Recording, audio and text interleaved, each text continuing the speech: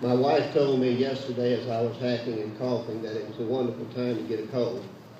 So I told her if my voice leaves me, I'll just take out the middle 50 pages of my speech and we'll go home. So y'all excuse me if I have water with me. Madam President Clark, Commander Carlisle, brothers and sisters of the South. Even though it's windy, it might be a little cool, isn't it great to be a Southerner today?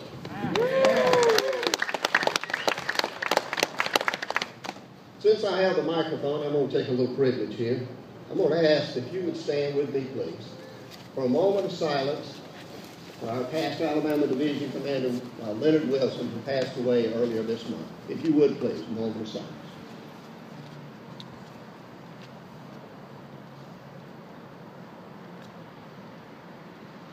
Thank you. During those dark days of Reconstruction in Huntsville, Alabama, there was a Yankee captain that wanted to work his way into Southern society. Now, you know, during the war period, they came down, they raped, they robbed, they pillaged, they burned, and during Reconstruction, they stole everything else they didn't get during the war. But he still wanted to get into Southern society. As he was walking down the street one day, he saw a lady that he knew was high standard and thought well of in Huntsville. And she had just been shopping. So she had packages in her arm, and she was walking up to the gate to go through the fence up to her house. He tipped his hat. He said, ma'am, may I help you with those packages? And she said, no, I'm fine. He said, at least let me open the gate for you. So he opened the gate, and as she was walking up the walk to her house, he kind of followed along with her and saw that she had trouble opening the door. And he said, ma'am, once again, please let me hold those packages while you go in your house. And she relented, and she allowed him to get the packages in her hand. And she opened the door and walked in and stood in the hallway and turned around and got the packages from him and put them on a little shelf there in the hallway. And she smiled at him. And he thought, oh yeah, I'm going to get a good introduction here into Huntsville society. And she looked at him with that smile and said, young man, thank you for your kindness. And if there's a cool place in hell, I hope you get it. Now, I'm not sure, but I think she was a founding member of the UDC. Now, if you're here today to hear a speech about how our Confederate ancestors fought because they believed they were right, you're in the wrong place. You will not hear that from me. On the square in Jacksonville, Alabama, is a wonderful Confederate monument. And written in stone are these words: times change, men often change with them, but principles never change. And then listen clearly. Let none of the survivors of these men offer in their behalf the penitent plea, they believed they were right. Be it ours to transmit to posterity our confidence in the righteousness of the cause for which these men died, because they were right.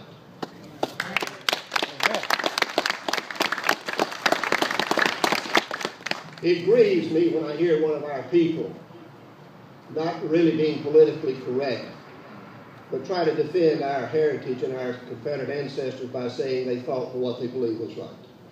They were right. Don't shame our ancestors by saying that. Learn enough history so that you can say they were right. Because fighting for freedom and liberty and independence is right. And our Confederate ancestors were right then, they're right today, and they'll be right tomorrow. Yeah.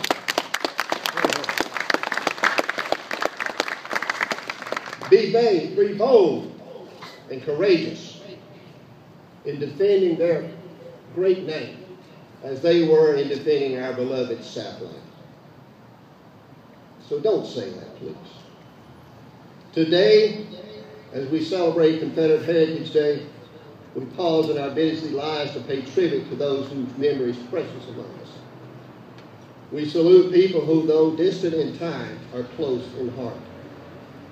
Today we commend those who, true to the teaching of their forefathers, made sacrifices at whatever the cost to preserve the heritage passed to them. That their state was a free, sovereign country with the right to secede from the compact of states called the United States of America. Our Confederate ancestors, just one or two generations past those who fought the British for independence, recognized in themselves the defenders of the independence and freedom of their state and saw it now being seized by invaders from another country. An Alabama corporal who had been captured at Gettysburg summed up his confidence and that of others rather well when he said, "We were fighting for the same principles which fired the hearts of our ancestors in the revolutionary struggle. He therefore believed the South would ultimately win its freedom." During 1861 and 1865, the letters and diaries of many Confederate soldiers bristled with rhetoric of liberty and self-government and with expressions of a willingness to die for the righteous cause. Captain Nathaniel Dawson of the 4th Alabama wrote to his wife, "I am willing to fall for the cause of liberty and independence." Another wrote to his wife, "If I fall, let me fall, for I will fall in a good source, for if I cannot get liberty, I prefer death." And a Louisiana corporal in the Army of Northern Virginia who lost his life in the conflict wrote a friend that his was a struggle for liberty, which was a glorious and holy one.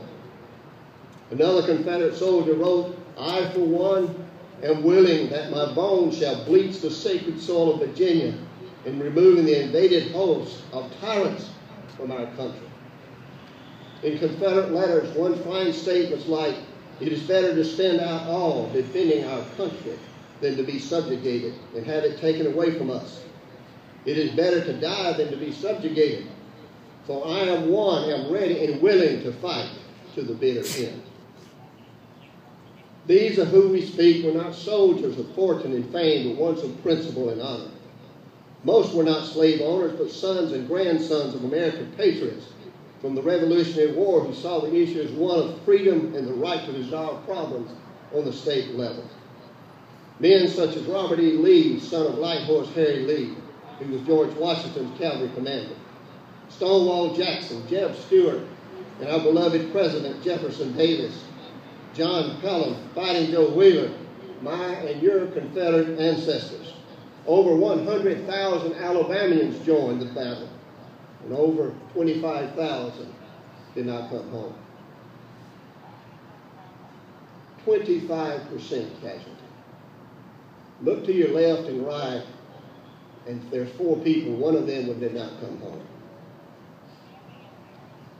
The comfort they felt in the rightfulness of their campaign made more tolerable the hardships they experienced. From the Potomac to the Gulf, from the Atlantic to the Rio Grande, the sons of the South sprang to arms. From stately mansions, from humble cottages, from the workshop and the farm, from every neighborhood and from every vocation of life, they rallied for the defense of the land they loved, and what in their hearts and souls they felt to be their sacred right. Traitors, they were not. They were true-hearted patriots, worthy to be honored as any that ever battled for freedom. They fought for a home and country to maintain the fundamental principles of true government, that the right to govern arises from and is coexistent with the consent of the governed. God would bless us if we would go back to that. Amen. And if patience, self-denial, and cheerful self-sacrifice, and unfailing fortitude, unfaltering devotion to country, and unwavering loyalty to duty, and courage in defense of the right make one a hero, the men and women whom we honor today surely are people that we and our descendants should never forget and always be ready to defend our Confederate ancestors' good name. These were soldiers that bore an enormous burden, but they were willing to make the effort no matter the cost. They left their homes and families, traveled to strange battlefields, went without meals, wore tattered clothing, lost many friends, but never lost hope of freedom. They faced an enemy many times their own and watched as the wall of armaments moved against them. They froze in the cold of the winter. Watch as sickness and death deliver their families and friends from this earthly existence. These were our Confederate ancestors, our heritage given to us, our blood kin, built on pride and principle, willing to put their lives on hold, leave their families and go into hardships and risk life to defend a principle of freedom and liberty. No one ever should say they fought for they believed what was right, for they were right. They sometimes would march all day, sleep in the rain, heat, dirt. Others would waste away in prison. They would drip sweat and blood in defense of their homeland for a better future under a free and independent South. They sometimes lay in fields watching their lives drain from their bodies with no hope to go home, hopefully at best to be left in an unknown grave. True to the teachings of their fathers and mothers, they made their stand for what they knew was right. These were not people blind to dangers and death, but ones welded to duty. What we pause for today is to honor these fallen Southern patriots. They were not soldiers of shame. These were of our blood who did the most for the least, and who by their acts of valor and sacrifice consecrate the Confederate heritage that we now claim and honor. When the diaries and facts of the true history of the war for Southern independence so clearly demonstrates why they fought, is it fit and honorable to allow anyone to call them traitors or to allow them to be forgotten? No, never. We must never allow this to happen. As long as Southern hearts beat true, we will honor our Confederate ancestors and defend their good name.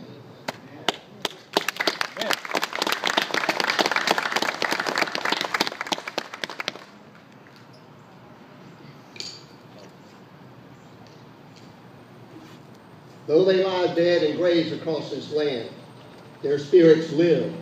They must now lift us up to go forth from this place, to defend their memory and to pass on to others the story of their great journey for honor and principle. We must ensure that their legacy touches other generations so that all will know they died in the cause of honor and that truth and valor were theirs. We are told by some people that the war was fought to preserve slavery, when the true history does not validate that statement. 4 Southern states did not even join the Confederate States of America until Lincoln ordered the illegal invasion of the 7, who had exercised their constitutional right to secede from the Union. All the facts in the true history books and diaries which clearly illustrate the complicated struggle for states' rights are ignored for the outcome-based teaching that it was war over slavery. The North is painted as the great liberator, an opponent of racism, when racism was rampant in the North. Look at the draft rights in the northern cities. All you had to do was go look at the blacks that were hanging from the lampposts in New York City in 1863. It's as though Northern history must be sanitized and made greater by trying to paint the people of the South as disloyal to the Constitution and the sole trespassers of the liberties of others. The political correction crowd of today believe that they can absolve the North of any blame by trying to center false history on our Confederate ancestors. Our ancestors fought to preserve what was the right of any citizen of the United States. What they freely joined, they had the right to freely leave.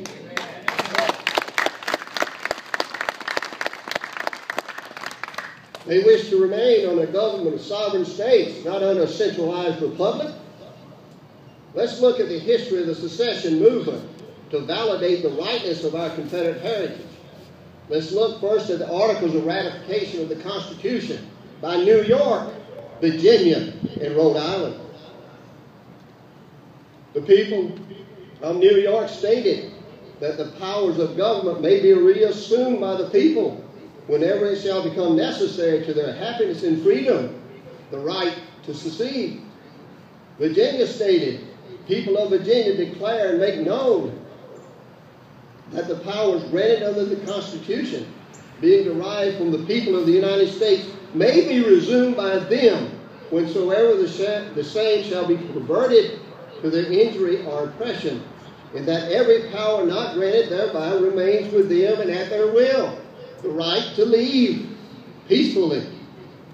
Rhode Island stated that the powers given freely may be taken back by the people.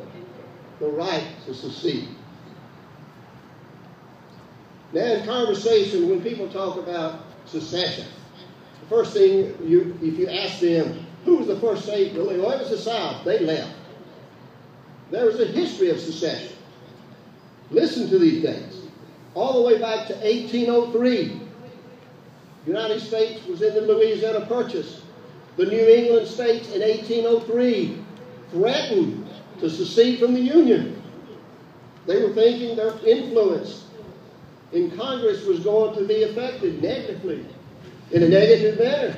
1803, 1807, there was a war going on between England and France. The United States Congress passed what is called the Embargo Act. It kept all the New England ships in port. Says you can't go out. New England, once again, in 1807 says, we're going to leave the Union. 1812, New England states again, over Louisiana becoming a state, says we're going to leave. What did the South say? Go in peace. You have the right. 1814, the War of 1812 was going on. We were fighting England. The New England states had lost shipping and trading with England. And they said, we're going to leave. They actually held a secession convention in Hartford, Connecticut to form what they were calling the Northern Confederation. The war ended before they left. But once again, they were saying we're leaving. Once again, the South said, be better without you. Go in peace.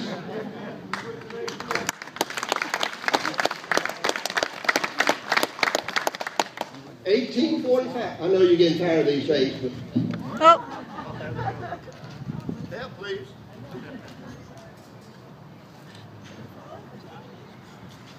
I probably could do it for memory things better. 1845. Texas came in as a state. Once again, our northern brothers said, we're going to leave. Y'all getting way too much down in the South. Y'all going to be able to pass bills that we don't like, so we're going to leave. Same response from the South again. Bye. Thank you. And then 1860. Vermont, which was the 14th state to enter the Union, was actually discussing secession during their legislature session. Vermont had entered the United States by a signed treaty. And they stated, we may want to leave. 1860. Now, none from 1803 to 1860, none of these secession movements brought cries from any state that secession was illegal or an act of treason. 1 to 1. In 1848, on the floor of the House of Representatives, a first-term congressman defended the right of states to secede from the Union. They were having a discussion about secession, so first-term congressman, he decided he'd get up and have his piece. He stated, any people anywhere being inclined and having the power have the right to rise up and shake off the existing government and form a new one that suits them better. This is a most valuable and most sacred right. First-term Congressman Abraham Lincoln in the state of Illinois.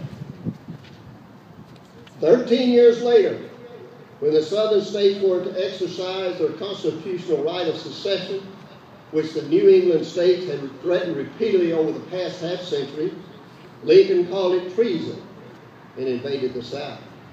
Why? And the New England states, which had previously viewed the Union as a social compact from which they could depart, now rose up and declared what they viewed as the South's intent to destroy the Union. Why? All we have to do, folks, is follow the money. In 1860, Southern taxpayers paid a higher percentage of the national revenue. Listen to this. With only 1/5 of the national population, they paid approximately 80% of the tariff revenue. The North was not going to let the South exercise its constitutional right to peacefully secede what it freely joined and take that revenue with them. Now, of that 80% that we paid, 85% of it was spent up north on roads, railroads, canals, propping up factories, keeping the Yankees happy, and they weren't going to let us go and take our money with us.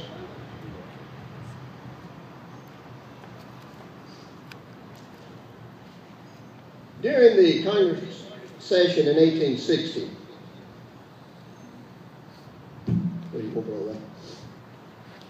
there was a piece of legislation discussed in 1860. The South knew they could not stop it because it was coming up in early 1861 and they didn't vote. It's called the Morris Tariff Act of 1861. There are pages of things that were going to be brought into the United States, imported into the United States, where you would pay 10 to 40% tariffs on it. Most of it is items that the South did not produce. So we were either going to have to buy it from the North at their high prices or pay a high tariff, anywhere from 10 to 40% on that.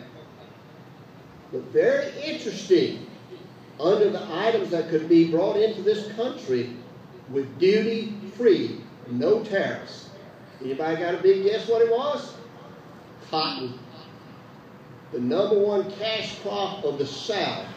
If the North wanted to import cotton from England, Argentina, Egypt, anywhere else, they could import it into this country and pay no taxes or tariffs on it. But yet, if we wanted to buy stuff, we could buy it from the North for 10 or 40% tariffs on it. A despicable piece of legislation. All it showed was what we were worth to them. During 1860 and early 1861, the attitude of the northern states concerning the possible secession of the southern states was clearly declared in the editorials of northern papers. An example from December the 10th, 1860, the Chicago Daily Times said this: "In one single blow, our northern foreign commerce must be reduced to less than 1/2 of what it is now. Our coastwise trade would pass into other hands. We would lose our trade with the South and all its immense profits. Our factories would be in utter ruins.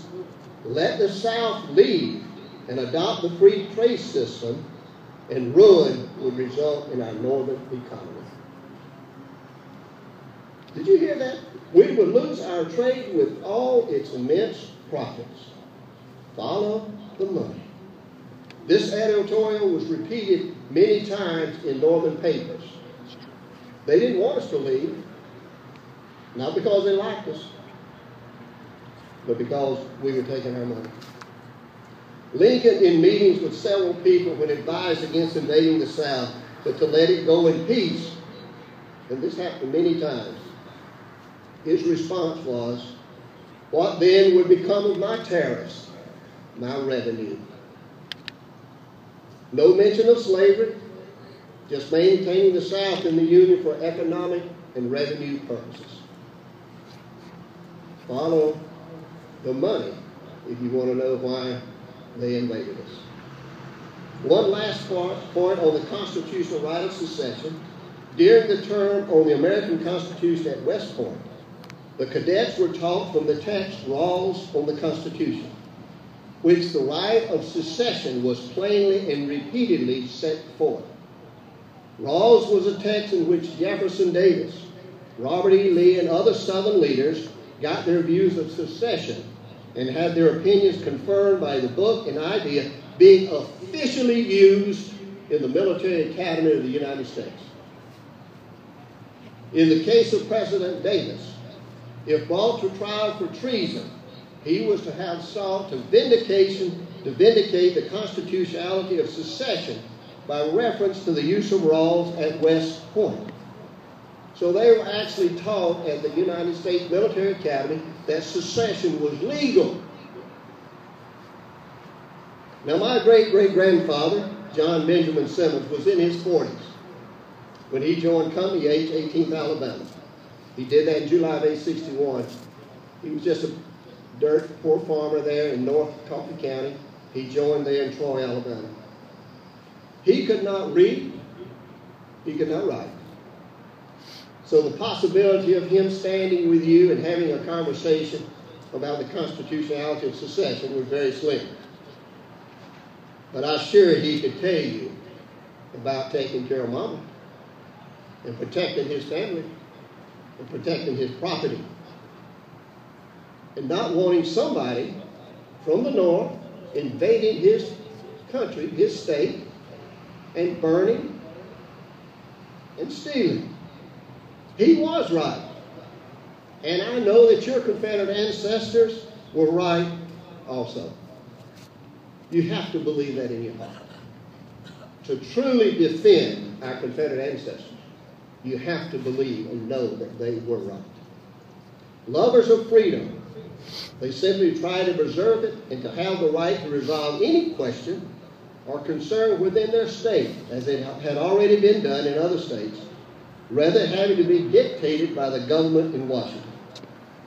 Remember, citizenship was not even defined in the Constitution at that time, and when asked, people identified themselves as citizens of their respective states. If ever they were defenders of the true Constitution, which recognized states as sovereign equals, it was our Confederate ancestors. You must understand that bigots and haters of anything Confederate who take our heritage and try to make it a false, divisive meaning, use this technique to try to make it intolerable and bad, all that is Confederate, and paint the history and the emblems of our ancestors as shameful. They are the ones that should be ashamed. Amen.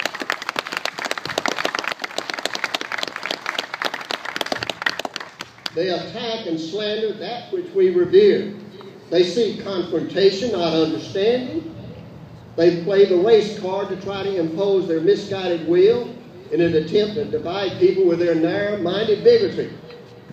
My response to such bigotry is this: you better get used to our flags. You better get used to our beloved Dixie, our music, our emblems, our symbols, our parades. Because, folks, we're not going away. Get used to it.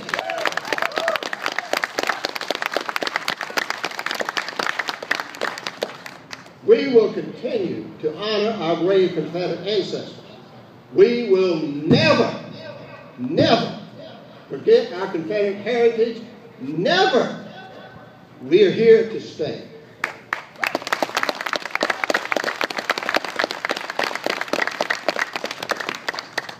Today at this Confederate Memorial Service, the President requires us to pause and honor the Confederate soldiers' good name. But their memory requires us, as their sons and daughters, to go forth for the future and defend their legacy, teaching the truth of the war for Southern independence, or probably more aptly named the War of Northern Aggression. Their blood runs through our veins, inspiring us to defend and preserve their memory. The challenge our ancestors met, that a principle is worth fighting for, must now be accepted by us.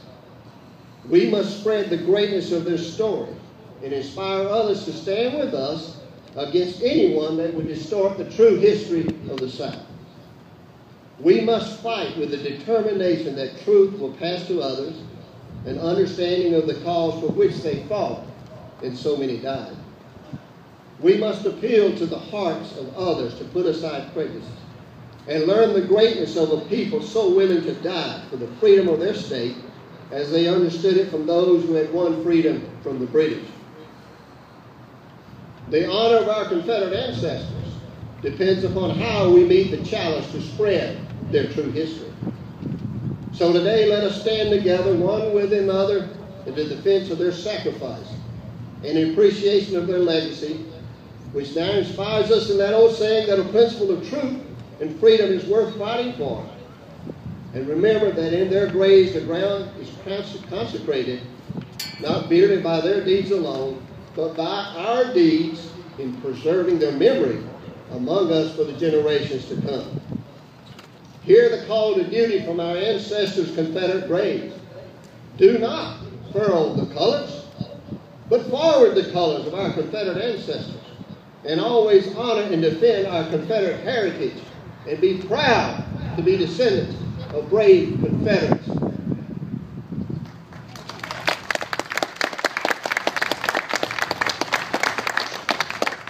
In closing, I'd like to share this short poem with you. It's called "The Flag My Grandpa Loved," and I'll try to get through it. I remember how each morning he'd rise above us all, and I'd hear his muffled footsteps as he padded down the hall. The many years he'd labored had left his body bent and gray, but Grandpa had a reason for getting up each day.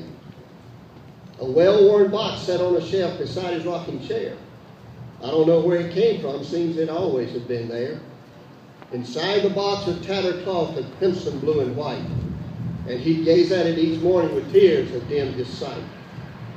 On special days, he'd raise his steel on the pole outside our door, and he'd tell us kids in reverent tones what that tattered cloth stood for.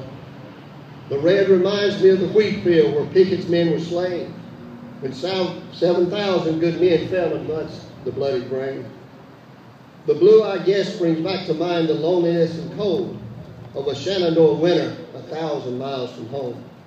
And the pure white stars, well, they're generals for Jackson, Stewart, and Bee, and that big one in the middle there is for Robert Edward Lee.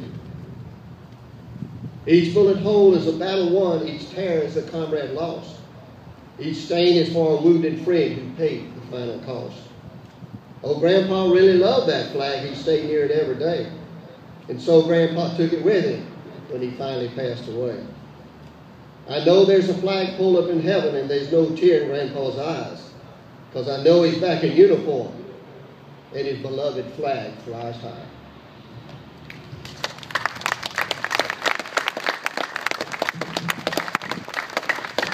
God bless our Southern people. God save our beloved Southland. Thank you.